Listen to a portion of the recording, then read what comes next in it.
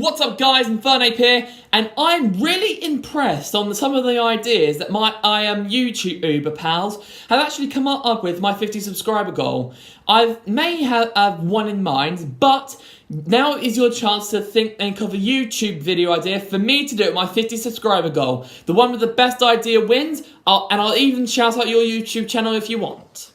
But with that out of the way, let's get back to the video at hand. I'm sure many of you have found at least one Pokemon champion that was a pretty tough match. So, I thought I'd put this topic into a top 5 and bring you my top 5 hardest champions in the Pokemon games. How I run them down is what Pokemon they use, what their battling style is, and what their strategy is. Keep in mind that this is just my own opinion, you're free to have your own, and if you think I've left out a champion, be sure to let me know down in the comments below. So without further ado, let's get into the video. At number 5, we have the champion of the Johto region, Lance.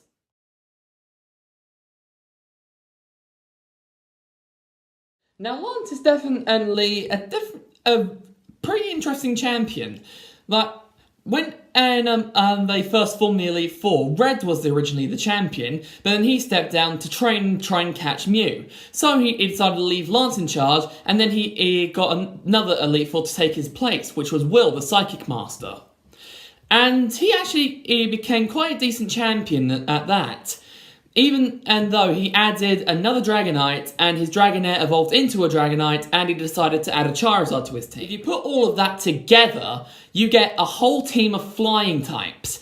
And according to Cerebi or Wikipedia or whatever it is, whatever you want to look at, he's supposed to be a Dragon type user, when he only has 3 Dragon types.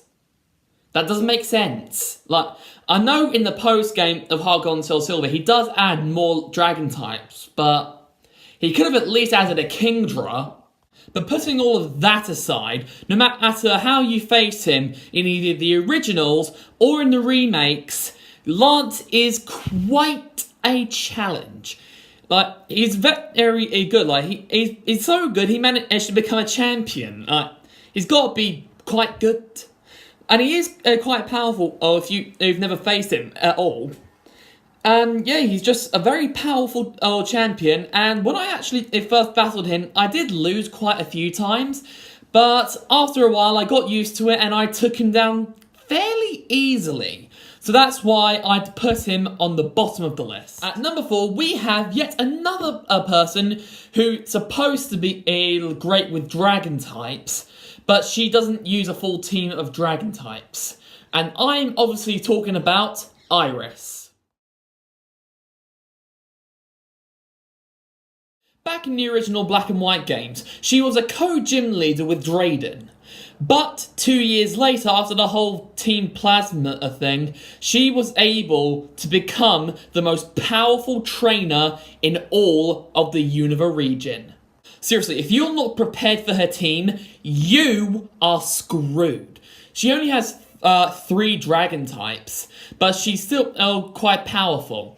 She's got a High Dragon with very powerful attacks, she's got Arte Druddigon holding a Life Orb, and she's got a Haxorus with a Focus Sash, which means you can't take it out in one shot. But the other 3 members are quite diverse. We've got a Archeops, which is a fossil Pokemon, which is okay unless you get a health below half health. Then we've got Aggron, which is very powerful, and to top it all off, a Lapras, which has Sing and can just knock you out while you are falling asleep. When I first battled against Iris, I did lose the first time, but I did beat her the second time. But that's not what makes her a challenge. It's the second go around that gives you a bit of a challenge. I mean, sure, like she uses the same Pokemon, but they're higher leveled. I'm not talking about that.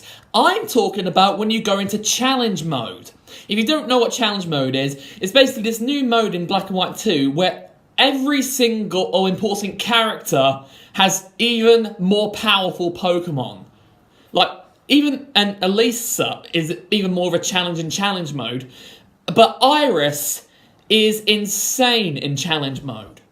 In challenge mode, all she does is swap her Druddigon with a Salamence, but Her team is either 81 and the strongest Haxorus is 83. They're all holding items and they've all got very diverse and very powerful attacks. So considering it took me 2 goes to actually beat Iris and that she's got a very powerful team in challenge mode, I decided to put her in this list. At number 3, we have the original champion in all of the Pokemon games, which is Trainer Blue.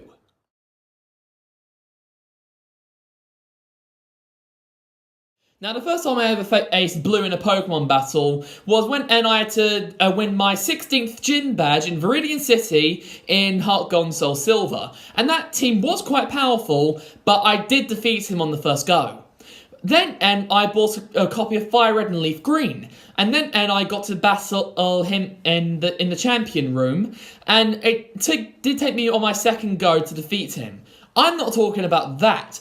I'm talking about in Pokemon Yellow and his OP team in the champion room. I'm going to base this on when he evolves his Eevee into Jolteon, since I've seen that's what most people end up with. He has a Sandslash, he has an Alakazam, he has a Cloyster, an Exeggutor, a Ninetales, and a Jolteon. That team is quite powerful, and I'm sure you mentioned this in my top 10 hardest Pokemon battles. It took me so many attempts to take down that team, and it's mainly because of his Jolteon and his Alakazam. But I discovered if you use either a Snorlax or a Dragonite, with either Body Slam or a Hyper Beam, you can take down that Alakazam. But considering that his team is really diverse and very powerful, he had to be on this list. At number 2, we have a champion from the Hoenn region, but I am not talking about Steven. I'm talking about his replacement, the contest master himself, Wallace. Now sure, Wallace isn't too much of a problem in Ruby and Sapphire and in the remakes, because with the right team, you can beat him. But I'm not talking about that team.